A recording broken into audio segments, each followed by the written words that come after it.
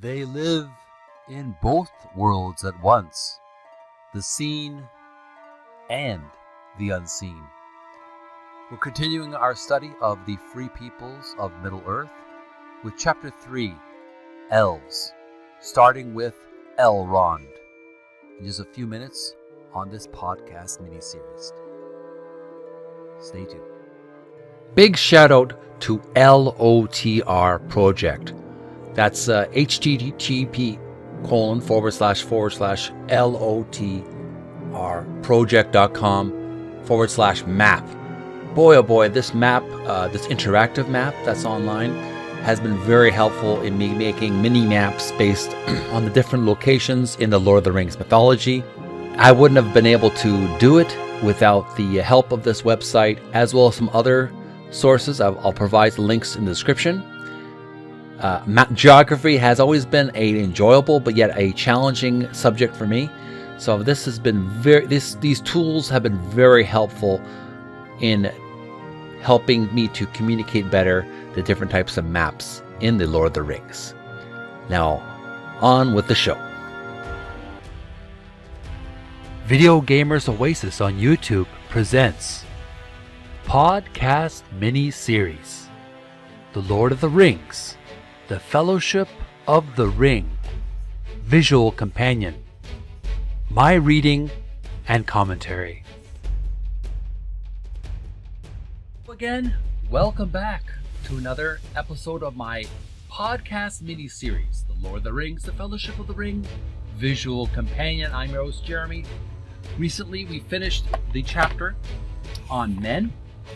We learned about Aragorn, and Boromir.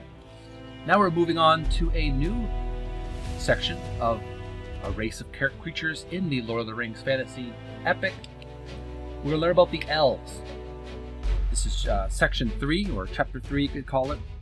I don't know if you call them chapters or sections, but it looks like a chapter to me from the free peoples of Middle-earth on pages 30 and 31. And we're going to learn about one of the Elven characters, just one of them to start with. Will be on page 33. We're going to learn about Elrond. So I am very excited about this. I hope you are excited too. If you're a Lord of the Rings fanatic like myself, I like learning. I'm not as much of a fanatic as a lot of diehard Lord of the Rings aficionados, but I am definitely very interested in the lore and learning more about it. This is based on Peter Jackson's movie, The Fellowship of the Ring. It came in 2001. So, make sure to send some likes and loves and subscribe to Video Gamers Oasis. Click the notification bell for more videos in the future. Now we're going to start with Elves from the Free Peoples of Middle-earth. Chapter 3. I'm going to put on my miniature pocket-sized reading glasses. They can fit inside your wallet. I use this little plastic sheath as a bit of a bookmark. And let's begin our reading. I got my magnifying glass as well. Helps me focus. Here we go. Elves. The quotation reads, "They live in both worlds at once, the seen and the unseen." Next, first paragraph. "The fairest and oldest of all the races of Middle-earth, the Elves are possessed of great magic and the ability to create things of immense beauty, craft, and enchantment, including the rings of power, weaponry, music, language, and lore. Immortal and ageless, they have lived in Middle-earth since the earliest days and were the first of the speaking peoples of the world. But now in the third age, a great sadness has come upon them, for their time in the world is coming to an end. Elves are now rarely seen in Middle-earth, for many of their number have already passed over the sea of the undying lands, where they may continue to live forever in bliss, away from the cares and trials of a war-torn world." So I gather this sea of pardon me.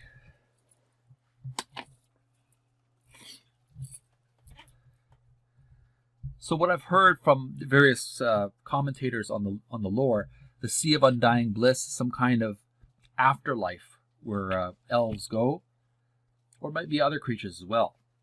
Sort of like their version of Elysium of Greek mythology, or of course heaven, a place of peace.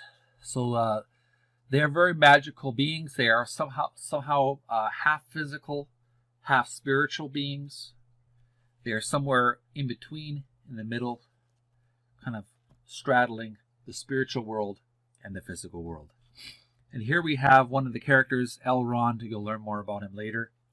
He's in his beautiful ornate castle or palace. Lots of candlesticks. There's a desk there, a chair, a bust of his wife or someone he knew. Beautiful ornate furnishings and stairway. Gorgeous stonework and woodwork as well. And metalwork. So moving on to the next page. On page 31. There's some statues of elves in the past, I guess, in one of their ornate temples or buildings. Description or quotation reads, "Young and old at the same time, ... so alive, but so sad." They are very melancholy beings. Next paragraph reads, "Yet small communities of elves still survive in the world. In northern Mirkwood, the great green wood at Rivendell, their ancient refuge, and in Lothlórien, the golden wood, which is the province of the Lady Galadriel and Lord Celeborn, tall and slender, keen of eye, and mellifluous of speech." I'm going to provide a definition in the description for mellifluous, what that means. Elves have always walked lightly upon the earth. Their songs echo down the ages. And there is I don't know if it's a spell or it's some kind of poetry or prose in Elven.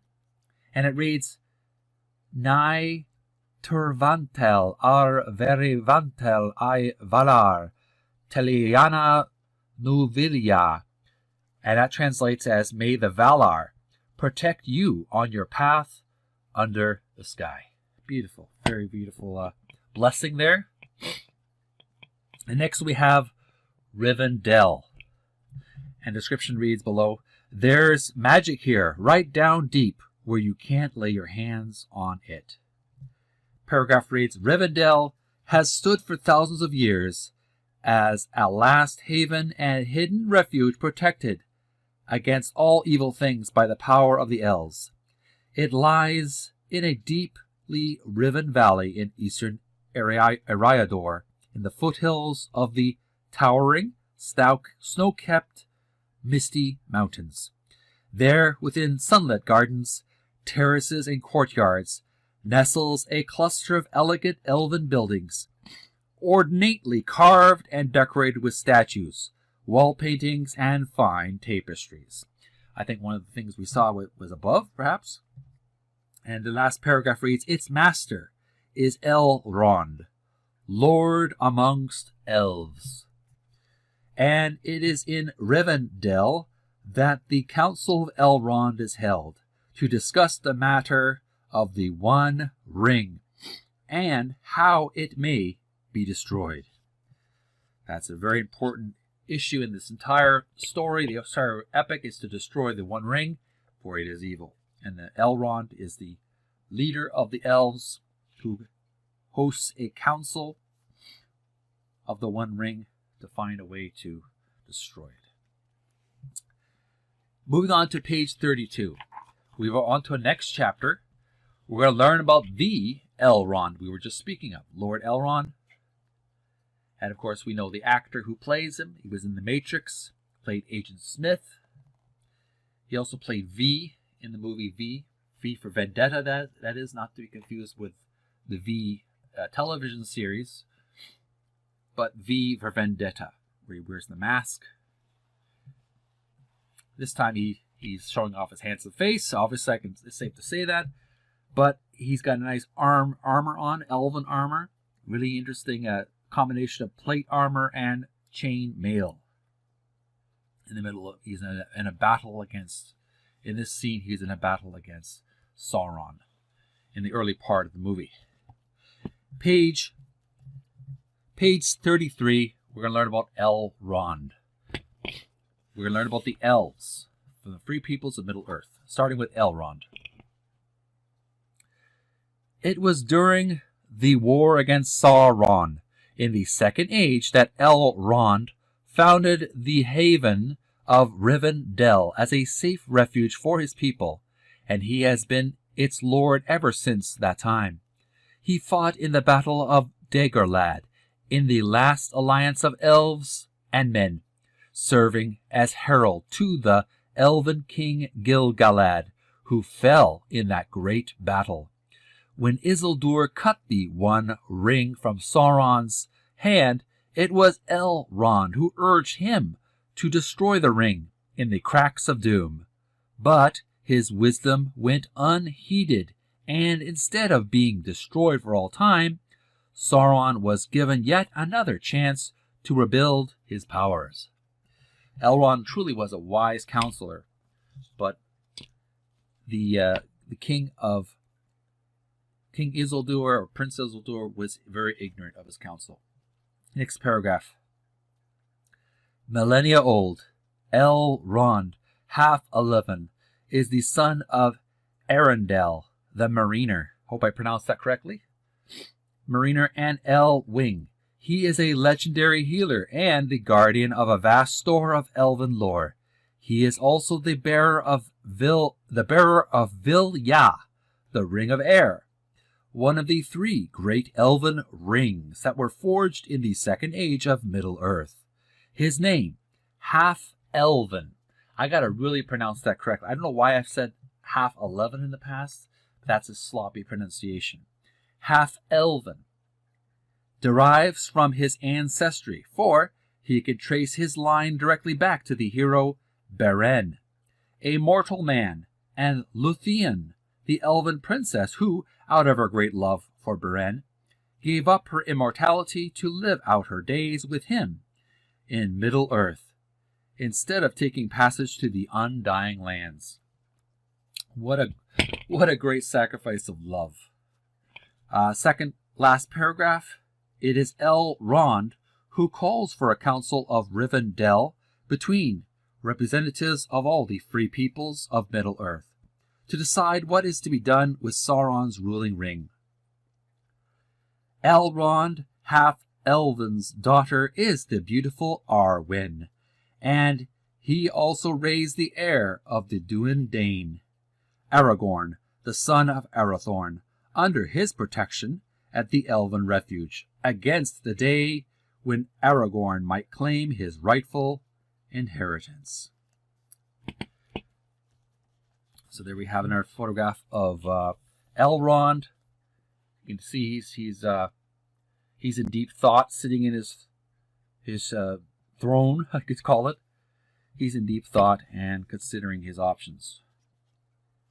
Man of great character. Or elven man in this case. And on the next page, we have some really beautiful illustrations. In the middle, first of all, I want to show you that I'm going to be returning to this map often throughout the reading of the rest of this book. It's a map of Middle-earth. And as you can see, there's a lot of locations here listed here. There's Haradwaik. There's all kinds of locations here that I'm not going to take the time to read everything here, but it's very beautifully illustrated.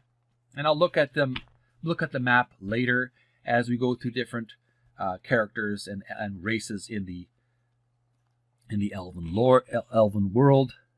But there's a lot of beautiful, ornate, detailed locations on the map here.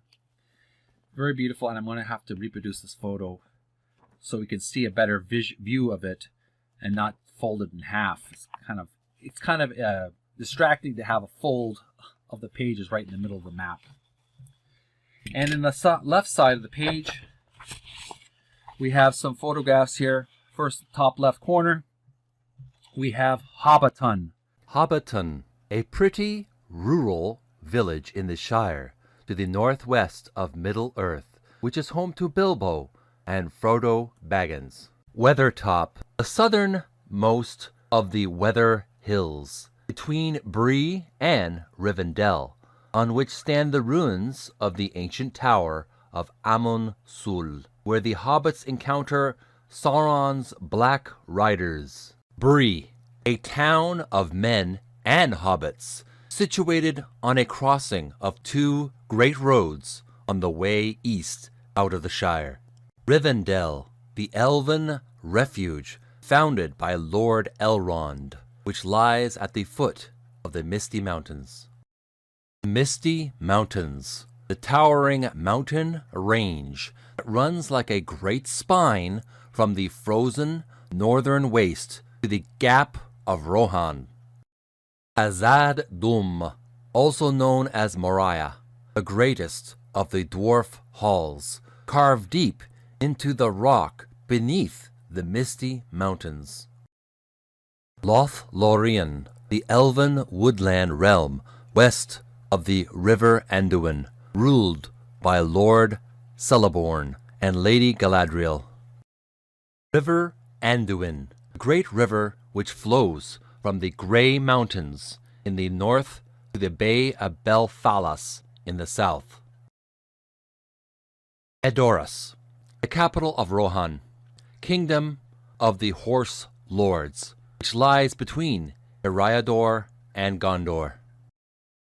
Isengard, the impregnable fortress which guards the Gap of Rohan and is occupied by the wizard Saruman the White.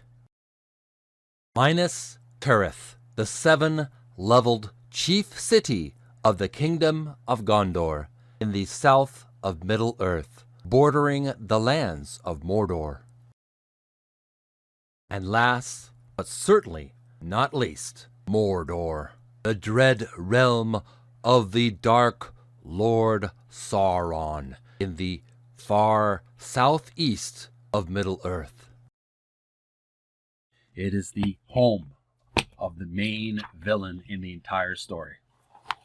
And that was a collection of different locations, and I'll include sort of a compilation of all these different locations on the map later on after I edit all this information. And here we have a photograph of one of the Dark Riders of Sauron, the Nazgûl, in their armor and cloaked robes with their swords. One of them is frustrated because the hobbits, Frodo and Samwise, I believe one of the Merry and Pippin as well, they are escaping on a raft away from the villain's clutches. Very dramatic scene here. And that's all the time we have for our reading today. I certainly had a good time. We're going to continue on another day, another week. We're going to learn about two other characters in the Elven lore. We'll learn about Arwen on page 40, and we're going to learn about Legolas on page 43. Two great noble heroes and heroines in the Lord of the Rings mythology. I'm Jeremy from Video Gamers Oasis. Thanks so much for tuning in to watch me drone on and flap my gums about this wonderful book called The Lord of the Rings, The Fellowship of the Ring, Visual Companion. If you enjoyed today's discussion podcast, make sure to send some likes and loves, and subscribe to Video Gamers Oasis on YouTube. Click the notification bell. Let me know in the future if you enjoy more content like this. I know there's at least one friend of mine I work with occasionally. He recommended I get the other two books, the Two Towers and the Return of the King as well. So I'm working on that as well. So if you want me to read those two other books in the future, make sure to subscribe to Video Gamers Oasis. Click the notification bell and be notified of future videos. Send some likes, send some love. It helps the algorithm. So please, please, please support what I do here. I know that there's a lot of genuine geeks and Lord of the Rings fanatics like myself, even more than myself, that would appreciate more faithful renditions of the Lord of the Rings and faithful discussions. So please, please, please support the work that I do so we get more of the same. I'm Jeremy from Video Gamers Oasis. Thank you for your attention. This is October 2024, the 27th of October 2024. Halloween, for those who celebrate it, is coming up, so hope you have lots of fun. Enjoy yourself. Make sure if you get some candy, have your mother, your father, or guardian, someone you love, inspect the candy. Make sure it's safe. If you're driving your car around Halloween, please drive carefully. Drive considerably for other people, not just for yourself. Make sure that other people are safe, like the children. And if you drink, don't drive. Stay safe, stay healthy, stay joyful, and make sure you survive into November 2024. We'll continue on this discussion next week with our continuation of our Elf epic discussion. So until then, bye for now.